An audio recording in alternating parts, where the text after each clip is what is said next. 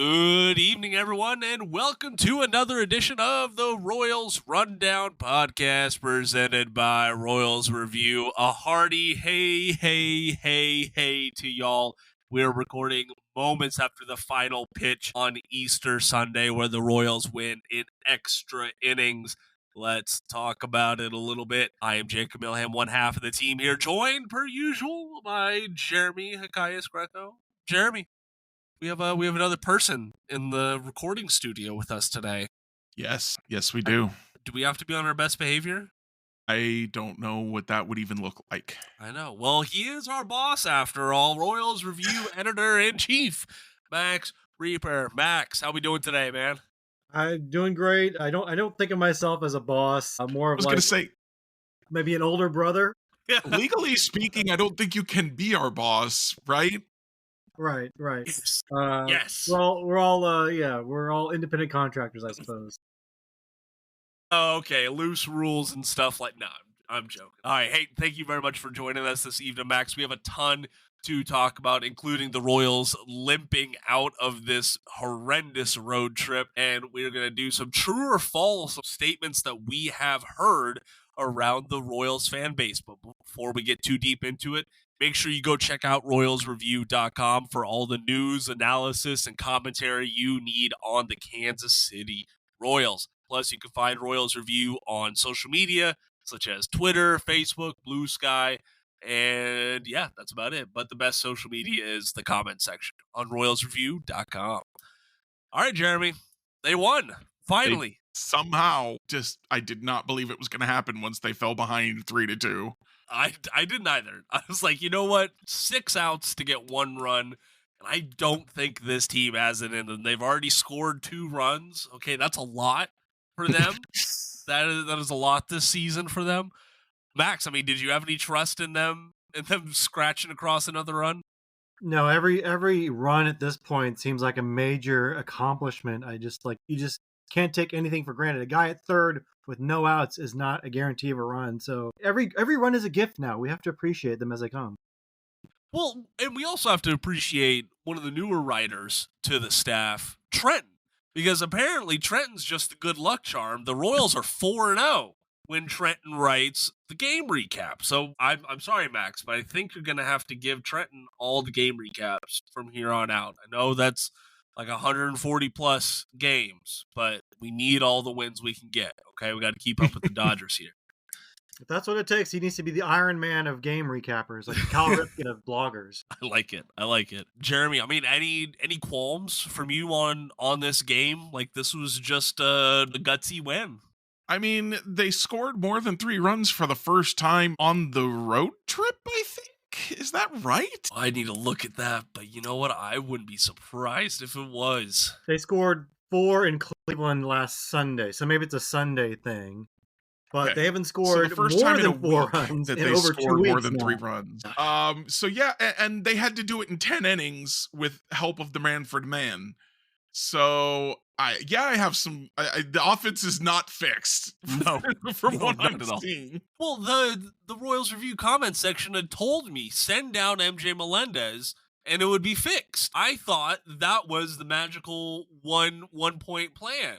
Max, what are we doing wrong here, huh? Did they send him down wrong? The return of Marcana, like that, he did have the game tying hit. It was nice to see, a professional at bat out of him. So it was great to get him back in the lineup, and I'd like to see more of him in the everyday lineup rather than the kind of the sporadic use he got before he got hurt. But yeah, it's nice to blame MJ Melendez for everything. But like you can look up and down this lineup. It's not just MJ Melendez. I mean, Salvi's hitting under 200. Vinnie Pasquantino is hitting around 200. Michael Massey is not hitting. Jonathan India, is walking at least, but he's not. His batting average is below 200. So there's a lot of blame to be spread around. It's not going to be instantly cured by MJ Melendez demotion. And Drew Waters certainly isn't. He had a nice hit today, but he had certainly not setting the league on fire since he came back. So it's more of a team-wide issue here, and I think that's why a lot of people are kind of pointing the fingers at Alex Zumwalt a little bit, the hitting coach, and some of the coaching staff. So I'm not saying they're wrong, I'm not saying they're right, but certainly his seat, I think, is getting a little warmer. At least the fans feel it should be. So what I'm hearing is that Hunter Renfroe needs to get cut, and then the offense will be okay. That's the key. Yeah. Apparently, that's the fix. On Max's point about Mark Cannon coming back from the IL, so that was the corresponding move. MJ going down to Omaha, Cannon coming back up to the 26-man roster. The Royals now 5-3 when he makes a plate appearance in games, and 0 when he starts as well. So maybe he is a part of the good luck formula as well. But Jeremy, you bring up Hunter Renfroe, who's a guy that I wanted to talk about a little bit because I saw it on social media and I forget who to credit, but it does feel like the league now knows run on Hunter Renfroe because he is not going to be able to get you out. He looked very, very weak out there in right field today. Erratic throws. Like if you're going to be late, at least be late and accurate in my book. But yeah, it was kind of a brutal day from Hunter Renfroe.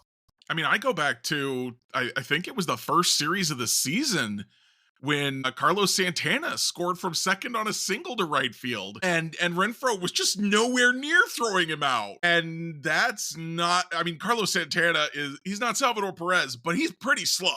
Yeah, 39-year-old. So to just not even be close to throwing him out, weak, inaccurate throws, both of those things is just, I don't know. I have to question, I guess. Hunter Renfroe, I know, did a new workout routine and diet to lose some weight this offseason. I'm afraid he lost muscle weight because he just looks weak up there. He does. Max, do you feel the same? Yeah, his throws have been offline all season. I mean, I think opening day he had a throw that was offline, and then if you're not hitting, you better be playing some good defense. And we knew he's a little bit of adventure fielding wise. I mean, he's had that ball the second week of the season that he lost in the right field corner that turned into a triple. But his arm is kind of his calling card, and if you don't have that anymore, what exactly do you do around here? I mean, and I don't think he's a guy that you need a long leash with. He's not. He's making $6.5 million this year. That's money, but that's not like so much money that you can't cut this guy. And I know he has a track record of hitting, a couple years ago. Certainly has been in decline for a couple years now. And Father Time's undefeated. I think Matthew Mars written about that several times. I mean, like once it goes, and a player is just not contributing anymore. I'm sure he's a nice guy. He's had a nice career, but at some point the Royals kind of have to say, you know what, thank you very, very much, but it's not working out. And, I'm not that high on the guys in AAA, but they've got volume there, right? Try a John Rave. Try a Tyler Gentry, who isn't hitting very well at all in Omaha. Or try Nelson Velasquez. But maybe one of them gets hot for a little bit. But it's pretty clear that Hunter Renfroe is kind of in the last stages of his career. And I have a longer leash, I think, than most fans do when it comes to veterans who aren't hitting. But when a guy is 33 years old, his arm looks washed, he's hitting $130. I mean, the writing's on the wall, right? Yeah. If the rest of the offense was hitting, I'd say, all right, he's a slow starter traditionally. Let's give him a couple weeks, maybe a month to see if he can figure it out. But nobody else is hitting. We can't afford to give him time when we don't really expect him to bounce back. Exactly. And I'm sure that there are some listeners out there who are pointing to what Renfroe did last year. Well, he got off to a horrendous start. People were calling for him to be off the team even then. But he had a stretch in May to June where he was one of the best hitters in baseball and one of the better ones on the team.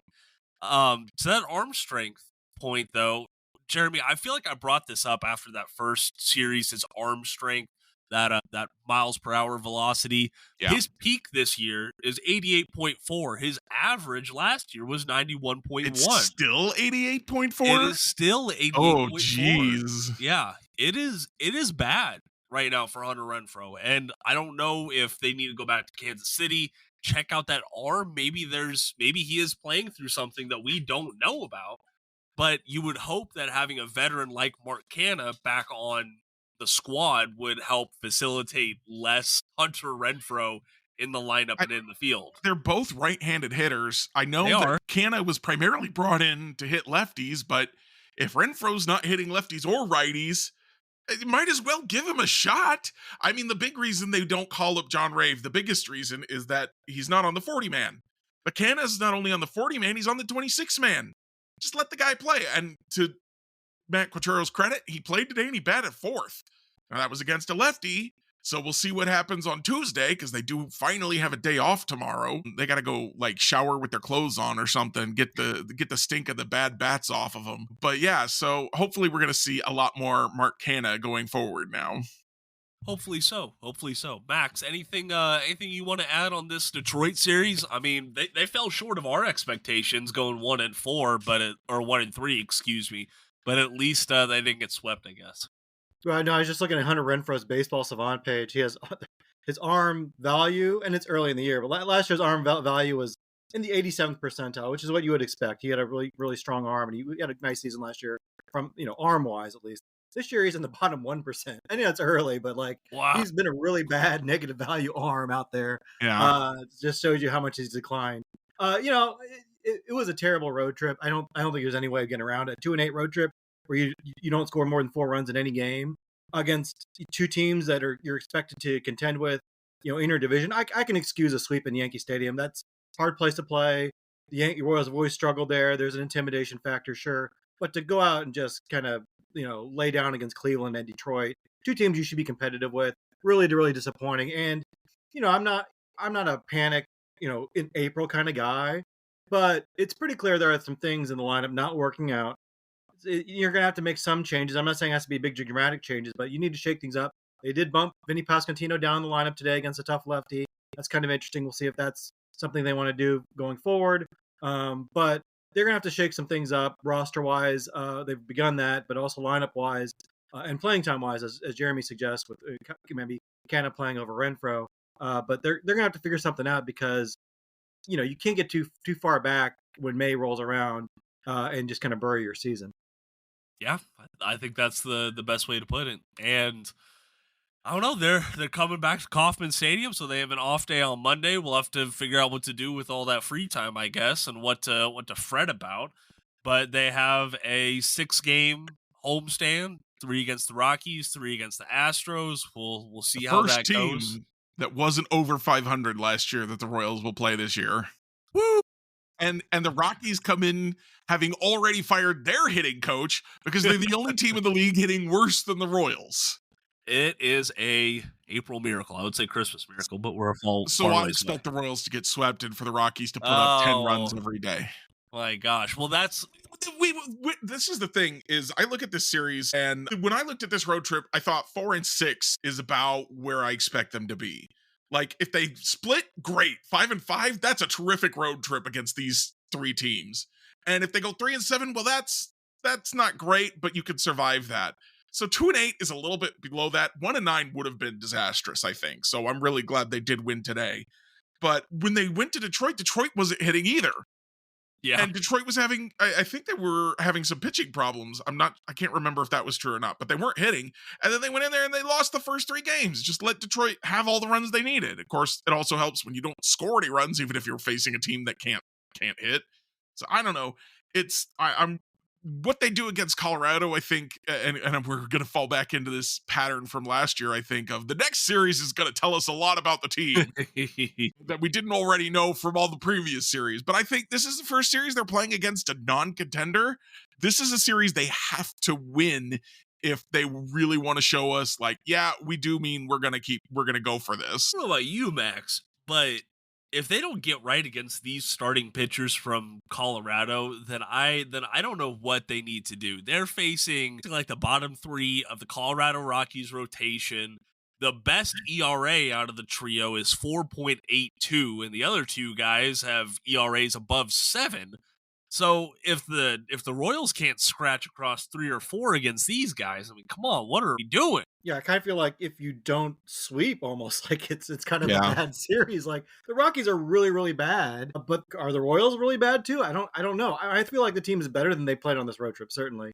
But if you go out and against the Rockies and you still, even if they take 2 or 3, but they still struggle to score runs, like you said, against some pretty suspect or inexperienced pitchers. I mean, they're going to have so Ryan Feltner on Tuesday, like you said, 4.82 ERA. He showed some promise last year, but kind of a young, mixed results guy. German Marquez has a little bit of a track record, but he's been terrible this year so far with an ERA close to 9. And then on Thursday, they faced Chase Dolander, who was their top 5 pick. Was it last year or 2 years ago? 2 years ago, I think. Yeah. So young, very promising prospect, but he's only making his, I think, third major league start. Those are some guys you should get right against. But this is a team that the pitching matchups don't matter sometimes. They've gone out against some pretty no name pitchers with some pretty mediocre stuff and gone out and just scored 1 or 2 runs. Luis Ortiz of the Guardians stands out in my mind. Yeah. Or Ben Lively throwing 90-mile-per-hour fastballs and they couldn't do anything. It's like, what are you guys doing? So, they should get right against the Rockies, but you feel like they almost have to just have a great series to even make you feel a little bit better about the way things are going. And I think that's a good. So later on in the show, we're going to do some true and false statements from things that we have heard around the Royals fan base, turning those into statements and seeing if we agree with them or not. But Jeremy brought up a good point off air about just how different it is to write about a winning team and writing about a losing team. And Jeremy, you started with Royals Review in 2016, right? Yeah. So you've been around for a lot more losing than winning. Yeah, I started in 2016. They started off 2016 and 2017 pretty good and fell off late. It's been a long time since, it's been a decade since then, just about.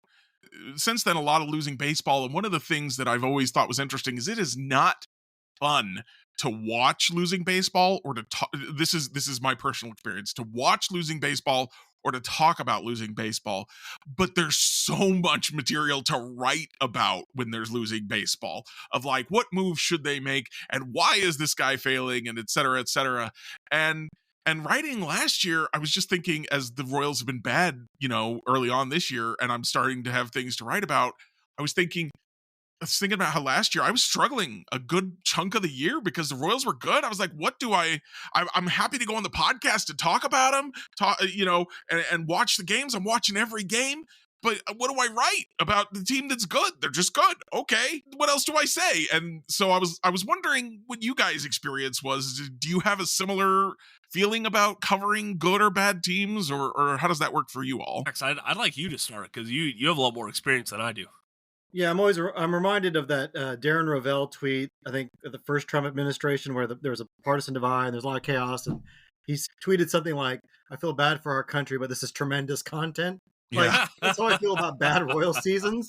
Like, I feel terrible about the team, but it does good for our site. Like, the site does really well when the team is really, really good. I think a playoff run, it helps, but it also does really well when the team is really, really lousy. Like, we see spikes in traffic. So put that aside, I think people kind of like to complain about the team.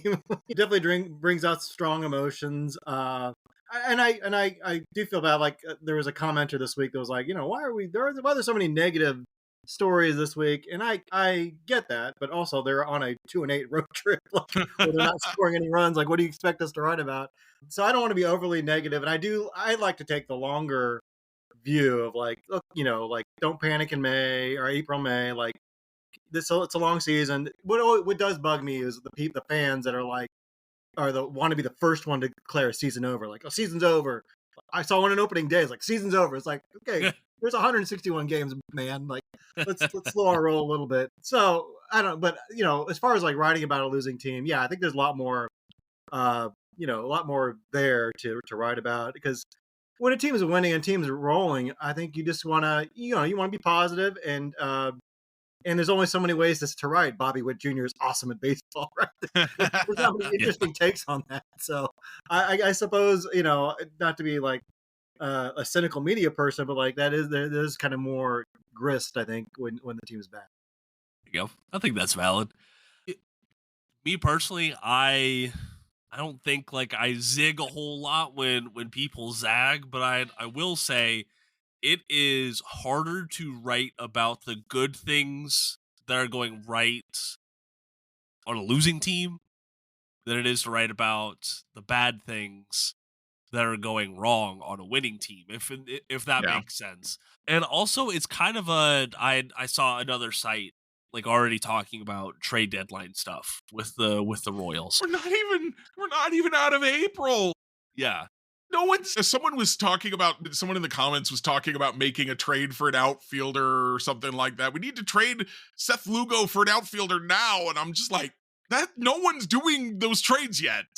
No, absolutely no one is. I wouldn't expect any impactful trades until after Memorial Day weekend. At Like least, that is, yeah. yeah. At the very earliest then. Because like the Luis Arias trade last year was so just went against everything that we knew about baseball. It was so that's why it was so surprising. But for I think just the Royals fan base in general is used to we can pivot really early to the trade deadline because that's what we've had to look forward to for a lot of years. Or, hey, where's that prospect coverage? Because that's what we're looking forward to. It's tough to write about a team with winning expectations that isn't meeting those expectations. I think it's easy to talk about the team when they're winning and we weren't expecting them to. But like this run about the Royals, I think I've written like 2 articles because it's just kind of tough to like wrap my head around, well, what should the new expectations be? Why are they so bad and things like that? When you start looking at why they're so bad, well, you started getting into the numbers and you started getting into like just general baseball knowledge, and not a lot of readers want to read that. They want answers and they want solutions. And sometimes like this 2-8 road trip, there's just not a easy solution. That's where I'm at, Jeremy. Don't read my headline for tomorrow. Max, excuse me, Jeremy, anything to add on that? Not really.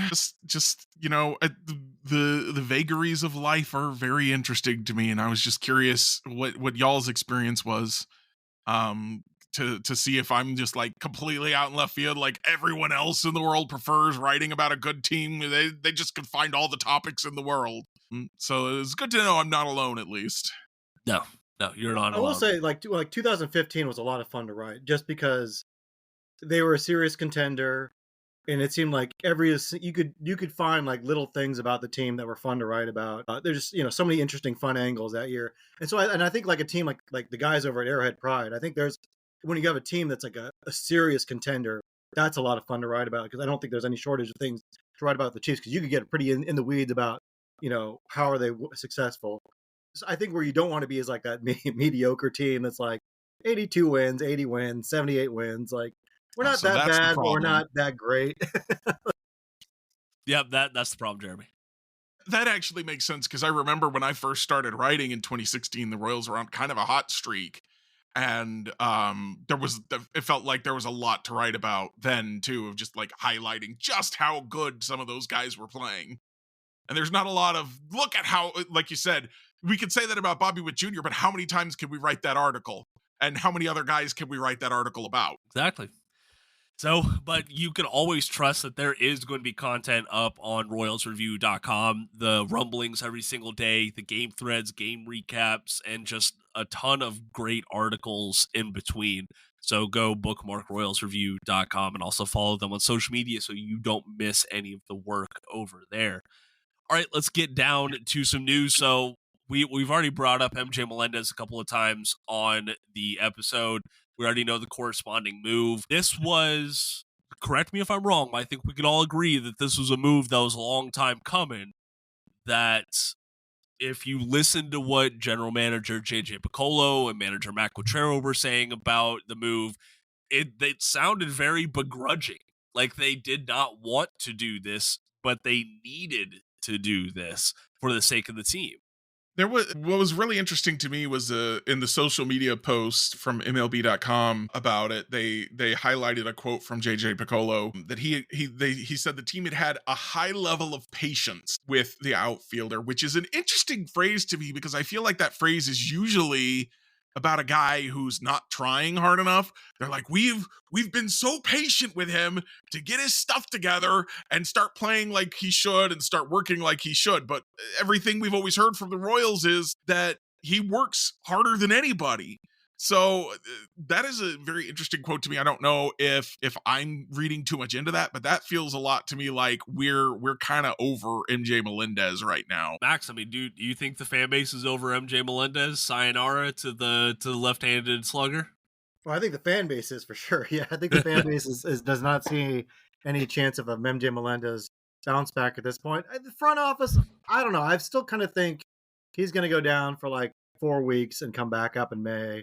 and they'll be like, "Yeah, swing looks good," and he'll put up big numbers in AAA, and they'll say, "Well, his swing looks like it's coming around," and frankly, they don't have a lot of other good options. So, No. I could see them saying, "Well, we want him to spark our lineup and see if he has a little something left in the tank." But and we'll see. Maybe he's not that old that he can't turn things around. Certainly, but I think it was an interesting observation that Matthew Lamar had when he was covering the game at the K, I think last week, saying that MJ Melendez looks like he does his new swing in batting practice.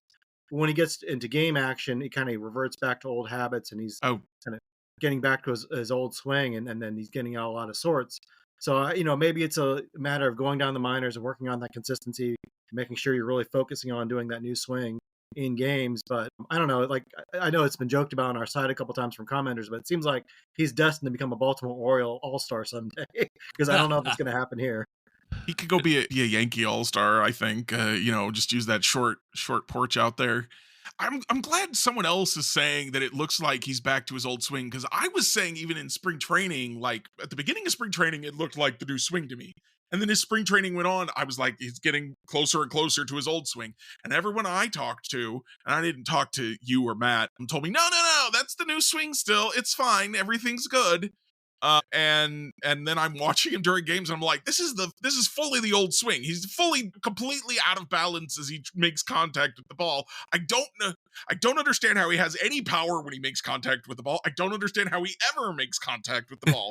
It's just completely wild to me. So I'm glad someone else sees that the swing is reverting. And yeah, some of that, he has to work on that muscle memory. That was something that we brought up when we first noticed the change. That was my biggest concern. Yep. So maybe he can go down every day to Omaha, get every day at bats, work on that, and just focus on one thing. Instead of needing to be ready for making a pinch hit appearance or making the start that night, batting in the 7-hole. Instead of having to focus on everything, just focus on one thing, and then the front office can deem that a success. Jeremy, it looks like you wanted to say something. Yeah, you reminded me of one of the comments that we got, I think, from Matt Quatrero, was that, well, he wasn't playing every day. And I'm like, well, whose decision was that? It wasn't his. Like, you decided he shouldn't play every day, so don't tell me that you're demoting him because there's just no room to play him every day. I mean, not that I think he should have been playing every day, but it just felt like a weird way of saying things to me. Like, oh, we're going to throw this cliche out there. Okay. But I don't think that applies in this case, because it's not like you've got a bunch of guys that are just knocking the lights out of the ball in front of him. Yeah. One thing that I do want our listeners to know, and I'm sure that, whenever MJ Melendez starts putting up great numbers for Omaha, we'll bring this up. But the International League and Werner Park, where the Storm Chasers play every day, or their home games, is a hitter-friendly park. And International League parks as a whole, nearly, I think there's like one or two that are pitcher friendly, but most of them are hitter friendly. So when MJ Melendez goes and has like a 20-game hitting streak with 10 home runs in there, just keep that in mind, that is not going to directly translate to Kansas City, i.e. Drew Waters just this year alone is a good example of that. Max, anything you want to add on MJ? No, I just I think the point's been made in the last couple of years. Like the gap between AAA and the majors is quite large at this point too. So yeah, I think just because a guy hits at the AAA level, that won't translate. But at this point, I think we just want to see MJ Melendez build some confidence and get his swing on right. And we'll see. I know the point's been made before, but Mike Moustakas was demoted in 2014, came back. Hit a little bit better down the stretch, but he wasn't really great till the next year. Alex Gordon famously got demoted in 2010, where became a left fielder, and his career took off after that. So it's not unprecedented for a guy to take off at that point. But MJ's numbers, I think, don't even match those guys. Early in his career. Can we shift Melendez to third base? We'll do a reverse Gordo. I think he should be at third base. I don't understand why they tried to move him to the outfield. I don't think he has the physical skill set to play the outfield well. I think he could be a third baseman. That move still kind of mystifies me a little bit. I will say, so I went back and I looked at the numbers compared to Moustakas. I didn't look at Gordon, but I compared Moustakas and MJ. like through their first 3 seasons, and then they were demoted. MJ, believe it or not, has marginally been a better batter when you look at things like home run and OPS plus than Moose was. So and you know what? They're in the same age 26 season, if I recall correctly. So that does give me a lot more hope. But again, the ball is firmly in MJ Melendez's court right now because the Royals are an outfield needy team, and he can go and play his way back onto this roster, I do believe. All right, let's get into some of these true and false statements. Now, if you're listening on Spotify, Jeremy and I would love to talk about some of these statements if you don't hear the episode right now. So go ahead and comment on Spotify with a statement that you want us to say. Is it true or is it false? These are just some general ones that kind of cobbling together sentiments from Royals Review comment sections, the broadcasts even, and just seeing like, hey, is there some truth here, or is this just a load of baloney? Max, I want to start with you on this first one. So the statement is, trust the expected numbers. Salvador Perez and Vinnie Pasquantino will rebound soon. True or false, Max? Max, you're muted. Max, you're muted. Yeah, I mean, I'll take them bouncing back just because of what's called the dead cat bounce. Like they're hitting under 200. They're not that bad. Regress back to their, closer to their career numbers. I can understand a little more concern just because of his age. He's starting to show a little bit of signs of age. But we'll see. He's a guy that's typically responded in the past. So I'll buy them bouncing back a little bit this year. Okay. Jeremy, do you think that statement is true or false? So I already kind of argued last podcast that I felt like it was probably true for Salvador Perez. His expected numbers are so good. Yeah. And the bat speed is still there. That was the big thing I was concerned about when thinking about his age, is that the bat speed is still there. Now, obviously, there are other things like reflex time. Is he still identifying pitches as quickly? So there's other things to be concerned. When I look at Vinny's numbers, I actually don't see a lot of necessarily bounce back potential. But there was a Royals fan who Royals Data Dugout who did some research. Vinnie Pasquantino did an interview where he said that he got stronger during the offseason and it got his swing faster and it's throwing his timing off. And Royals Data Dugout determined, yeah, his swing is like 3 miles per hour faster.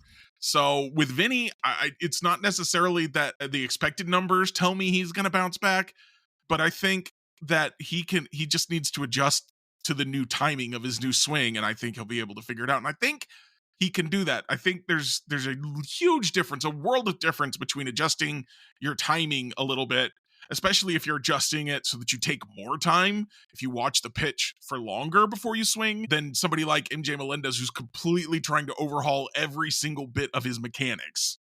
Yeah, that's a good point. I will say that the statement is true, but I would trust Salvi bouncing back sooner than Vinny. And to Jeremy's point, the expected numbers for Salvador Perez are just out of this world, and the disparity between what he is producing and those expected numbers is the largest in the league if you look at WOBA especially. Vinny, I am concerned about a little bit. I think that he will take until later into May before we see him get to that form that he saw at, because he's chasing a lot of pitches right now.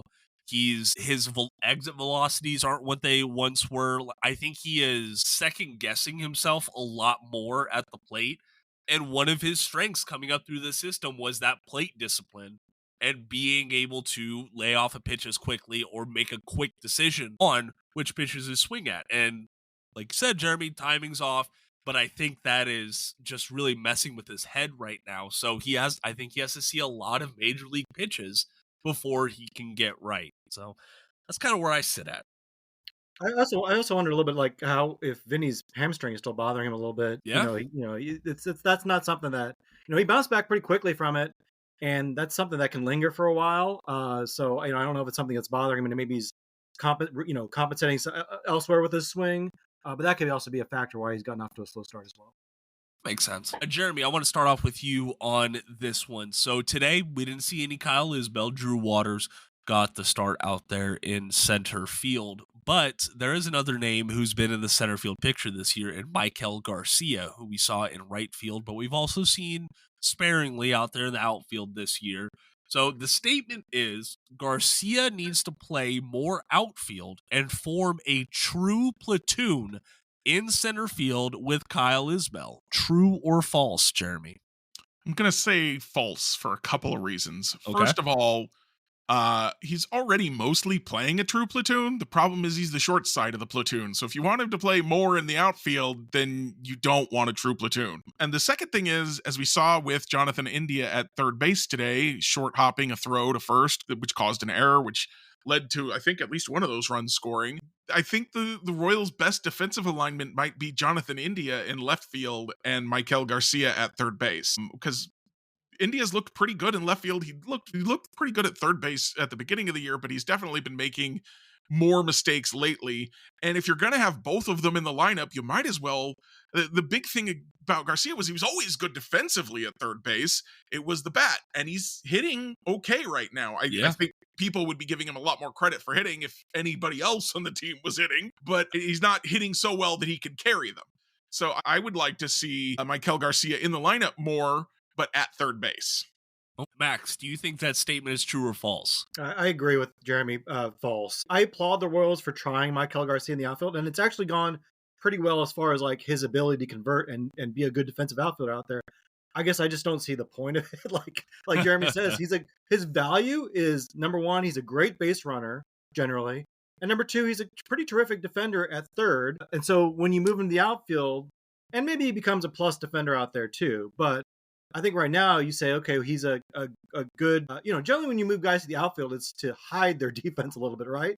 It's because they're not a very good, third baseman, they're not a very good second baseman, and you say, okay, well, outfield's it's further down the defensive spectrum, you can adjust. That's kind of what they're doing with Jonathan India, right? But with Michael Garcia, such a good defender at third that I kind of feel like you're losing his value by moving him out there. And I thought moving him to the outfield would be like, okay, spot start, cover our bases if like Isbell goes down, or, maybe we'll bench Isbell against a tough lefty and occasionally put him out there.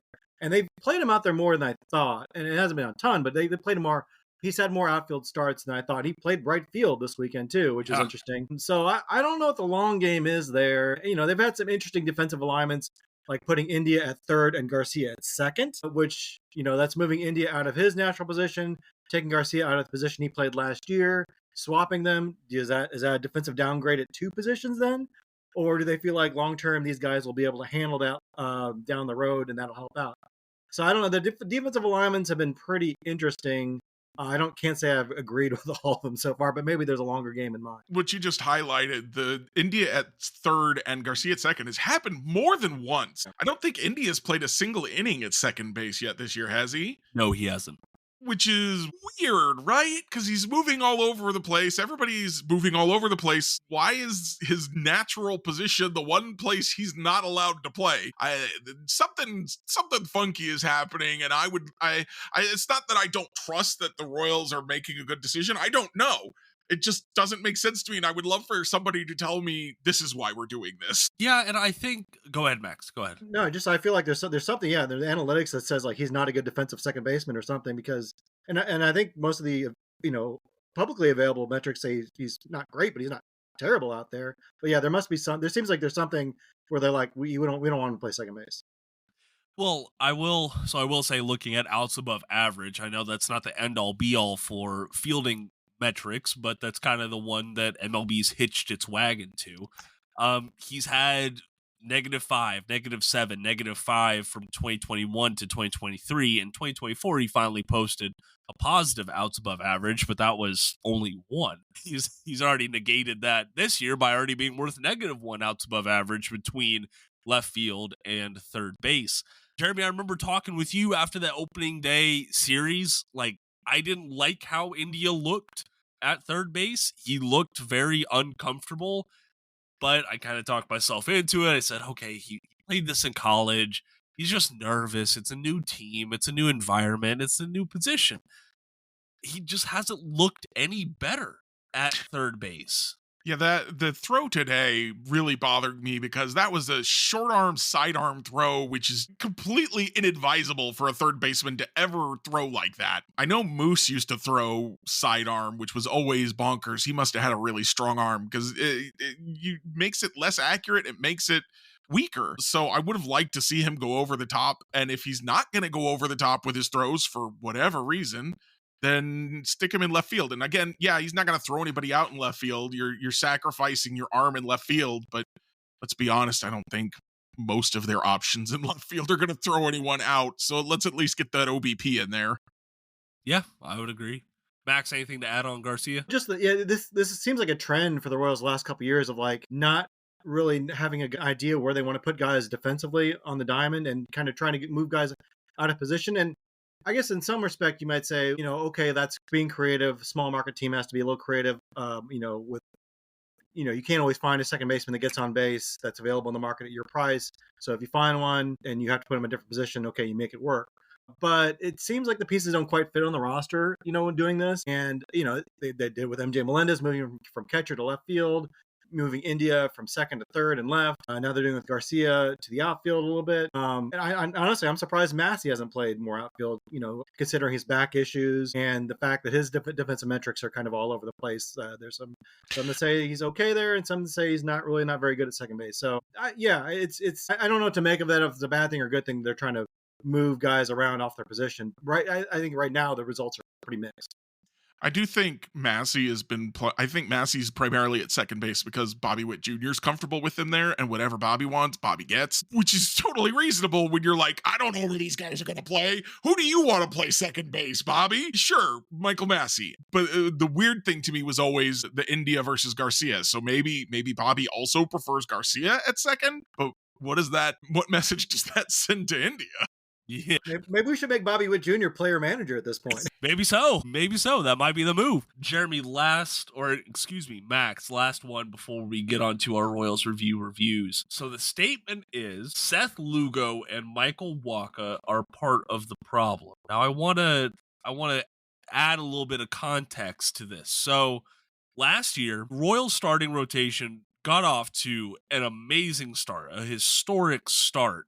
And they had that run of quality starts, and pretty much everyone outside of Michael Wacha was performing at an elite level. This year, the starting pitching has been shaky in comparison to that high bar.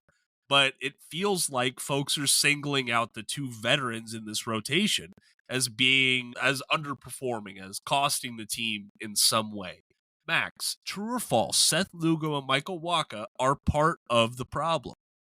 No, that's false. I think it's only because they set the bar so high last year by having such a great season. I think overall the Royals going into today were 10th in the league in starters ERA 3.63, and they've gotten some great performances out of Reagans and Bubic has pitched really well, but Lugo and Wacha have been pretty solid as well. Certainly there's been some mistakes in games where they didn't execute, but I think overall you look at the performance, the fact that the Royals are dead last in runs per game scored going into Sunday's games, and they're worse than the Rockies and White Sox, but their record doesn't reflect. They're 9-14, which is bad, but not as bad as the Rockies and White Sox. That's a testament to the pitching. The pitching's carried this team, especially the starting pitching. So I would say that they're not. Jeremy, what say you? I was gonna say false, but I'm looking at Seth Lugo's numbers here, and I'm not so sure he's going to be opting out at the end of the season anymore. The walks are way up, the strikeouts are way down, the home runs are way up. He's got a 3.90 ERA, which is serviceable, but a 4.67 Sierra and a negative 0.1 WAR. I'll say false because, as Max said, the offense is the real problem. And Lugo hasn't been bad. He's just not been he's not been the Cy Young runner-up, which I don't think any reasonable person expected him to be. We all knew that he was pitching a little over his head last year, and we were hoping he could just stay close to that. And he's not been that far off of it. Hopefully he'll pitch better, but I also wonder how much, and I wonder this about the lineup too, how much of the team's struggles are everybody trying to be absolutely perfect because they want to find a win and they want to find runs, and the pitchers are like, well, they're not going to score any runs, so I got to be perfect. And then oops, he made one pitch that really hurt him yesterday, Lugo did, which was the home run to Torkelson. He gave up a 3-run homer, and that was it. He didn't allow him to score any other times. And that hurts his ERA, hurts his home runs per fly ball, hurts all this stuff. It's a little frustrating. And you have to think he was trying to probably throw the perfect pitch there because Torkelson's been hitting really well and the offense hasn't been scoring any runs and he just missed it. And I don't know. I also think that I would expect Wacha and Lugo to pitch better as the season goes on too. They have a track record of being good. So I expect them to still be good. So they're not the problem. It's frustrating for sure to be like, we need perfect pitching and not get the perfect pitching. But it's one of those weird things we always see with the Royals fandom, especially, is the team scores no runs, fire the bullpen. Yeah, and it's all about looking at the entire game. And, it was the Royals offense right now.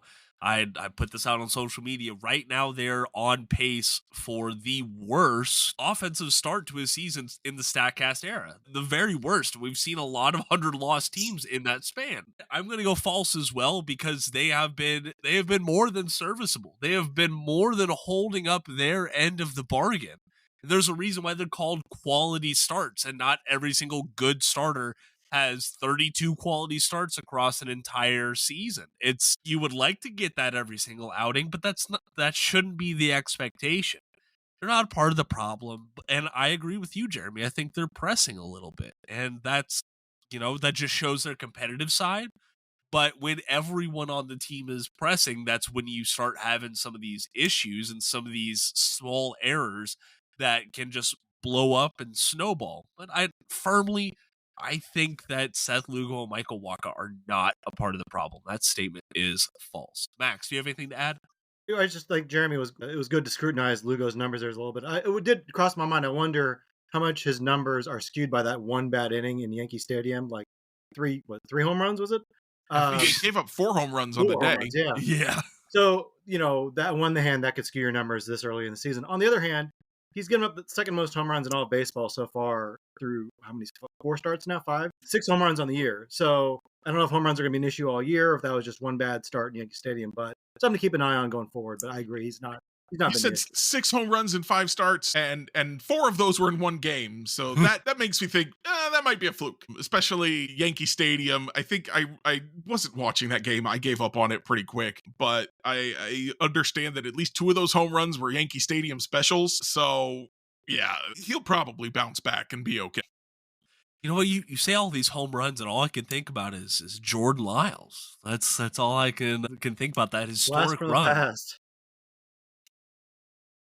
Man. All right. Well, now that I've made everyone cringe who's listening to the episode, guys, anything else we want to add before we get on to reviews? If we're looking for bright spots, I just want to throw out there, hey, like I said, I worry that everybody's maybe pressing a little bit. They did steal a win today. They get a day off, and they get the one of the 2 teams in baseball that we know for sure is worse than they are. Yes. So hopefully they're going to relax. They're going to take it to Colorado, and then they're going to bounce back and start winning some games again. Hopefully so. Max, anything else to add, sir? Just they really avoided they missed a bullet by getting Lucas Erceg not seriously injured on that line drive back to his foot on I think it was Friday. So it seems like he's going to be maybe day to day, but avoid a stint on the injury list. But man, he's been such a valuable part of this team, really. And to not have him used in some of these games where they were losing, but it was a close game, really kind of missed opportunities about a whole week without being used there. But yeah, it sounds like he'll be back sometime this week. Okay, I've got a true or false for both of you. Oh boy. Carlos Estevez is a better pitcher than Lucas Erceg at this point in their respective careers. True or false? You can take this one to start off, Matt. I'll take a false. I think Erceg's been, since August 1st, I think one of the best relievers in baseball. Estevez is terrific, and I think he's been as advertised. Well, I don't think he's nails 100% of the time, but he's certainly a high-level reliever. I don't have any qualms with him. I'm trying to get Jacob to help me spread the word on this nickname I have for him. Maybe I need to workshop it some, but I've been calling him Carlos Heart Attack Avez. Because he gets it done, but every time he just makes me nervous. He walks a tight line. That's for sure. He really does. He really does. And Jeremy, I'm sorry, I'm going to disappoint you here, but I think false. I think Lucas Erceg is the better between the two. I love how you think that's a disappointment to me, and that I don't also think that the statement is false. Go ahead. No, and you know what? I started off this season thinking like Carlos Estevez was going to be the better between the two. I really did. Some of the early season performances from him in a Royals uniform just have not lived up to expectations, and some of the surrounding metrics still just haven't been where you would want them for a closer. Like 16th percentile in whiff rate, 8th percentile in chase percentage. Like, you want a guy to come in there for one inning and just make the opposing batters look silly. Carlos Estevez doesn't do that consistently. You know who Meanwhile, does? Lucas Urseg does it a lot more than him at the very least. So yeah, I'm going to go with the false. I know that MLB The Show isn't reality, but I can't help but they did the MLB The Show did their Easter event this weekend, and Lucas Urseg is included in that because his last name has egg at the end of it. And they love their puns, but they're like, he's an elite closer. Get a save with Lucas Urseg to earn this card. And I'm just like, yeah, I know MLB The Show. I know. Even they know he should be more of a closer. Listen, before we go down a rabbit hole on bullpen management, let's go ahead and get on to today's Royals reviews. Max, I know it's been a while, but do you have a review for us tonight? Sure. Yeah, I've been reading. I'm almost done with a book called Children of Time by Adrian Tchaikovsky. It's a sci-fi book, but it's, I think, kind of grounded in reality a little bit. It doesn't take too many leaps of logic, but I don't know. It's a really fascinating book about, I think, evolution maybe, and the nature of God, and anyway, just more and more complex, Normal rich sci-fi stuff. Yeah, exactly. But it's really well written. It's captivated my attention. It kind of alternates between two separate plot lines that are intertwined, and it does so in a really, I think, captivating way. So, Children of Time by Adrian Tchaikovsky. I think I'm saying that right. I've heard that name before. I just can't Tchaikovsky? Well, not the conductor, but but Adrian Tchaikovsky. Jeremy, go ahead. What do you got for a review, man? I can't remember if I've said this before, but I got to talk about it again.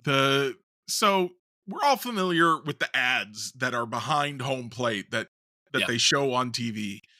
For some reason, FanDuel isn't content with the ads that are already there, and they've been CGIing their own ads over those ads. And I first noticed it in the Milwaukee series, and it irritated me. There's artifacts when you do a CGI visual replacement live like that I cannot stand. And it bugged the heck out of me, but I kind of let it go for a while. And then during the Detroit series, at least one of the games, I could not see the pitches, could not see the ball going from the pitcher's hand to the plate because of the CGI ad replacement. When the CGI ad replacement prevents me from watching the thing I'm here to watch, I'm angry. I'm irate. And they've got to fix that. They're gonna ignore me. They don't care. But it is really ticking me off that this is happening, and it seems to be getting worse. Yeah, I don't know if they moved on from a guy who's better at it or not, but like, you notice it whenever you watch enough MLB broadcasts. But this year, I don't think it's ever. I've never seen it before this year. Has it been a thing before this year? Yeah. Okay, well, I recall FanDuel needs to get whatever technology Bally's was using. They need to get better at it, at least, because it is very distracting. And I think I really noticed it today with the they were running blue ads, like royal blue ads, and it was just tearing with the Royals caps. It was such a strange phenomenon. Do you guys watch on the FanDuel app, or do you watch on Amazon? I watch on MLB. Same. I watch on MLB. Okay, that's right. You guys are out of market. I keep forgetting that. Okay. Yeah. Well, I'm trying to get. I've been watching on the Amazon app, and it has been a better experience than last year. But I didn't know if maybe they had improved the FanDuel app itself too to make it not as wonky as it was. Gotcha. And genuinely, our listeners out there, if you're in market and watching on the the FanDuel app, would love to hear from you in rumblings or in the game recaps, because I think that's been something that I can't look at. I would love to learn about. I've complained about it on social media, and I know some in-market people are also seconding what I've said on there. Gotcha. Okay, well, good to know. My review today is over something that I've had for nearly a decade now. It was like my first Kickstarter that I ever gave money to back when that was like a big thing. I'll hold it up for you guys here. It's this thing called a fidget cube. I have one of those. Yeah, I love this thing, Jeremy. Yeah. I really do. It is. I bought two when it first came out. I think I gave one to a friend a few years back, and then I have one here. It's so small. Basically, what it is, it has different mechanics on it that you fidget with. Like there's a Joy-Con like you would have on a game controller. There's different level clicks, like you're clicking a pen, and like a light switch, just stuff like that that you can switch through. And I'm doing more schoolwork sitting here at a computer, and my biggest downfall has been reading on a screen and feeling like I can't do anything with my hands, and so I'll pick up my phone and get distracted. This, I've just been able to like pull up what I need to read. I'll fidget with this in one hand, read, and just keep it going. So I don't like the little poppy things. I never liked the fidget spinner, but I like this little thing, and it was pretty popular back then. I know they raised like $6 million in 2016 for it. But yeah, I love this little thing. It's called a fidget cube. I'm sure you can Google it and find one just like it. I got one with a flame decal on it. Ooh, so yours is fast. Yeah, Really fast. Nice. I was looking around for it. I can't find what I did with it, but I've got it around here somewhere. That's all good.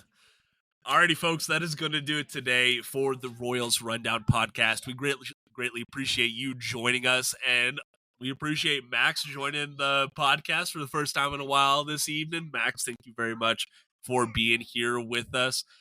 You're not back on social media, right? There's nowhere for people to follow you.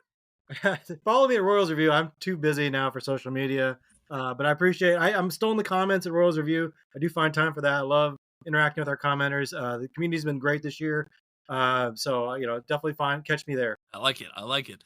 And if you want to follow Jeremy or myself on social media or the podcast itself, our links are down in the podcast description below, so you know where to find us. If you're listening to us on Spotify, make sure you leave a comment, make sure you leave a review. It really helps out the podcast. Wherever you're listening to us at, just give us a follow, and we would greatly appreciate it. I am Jacob Milham. They are Max Rieper. They are Jeremy Greco. Thank you so much for joining us, and until next time, go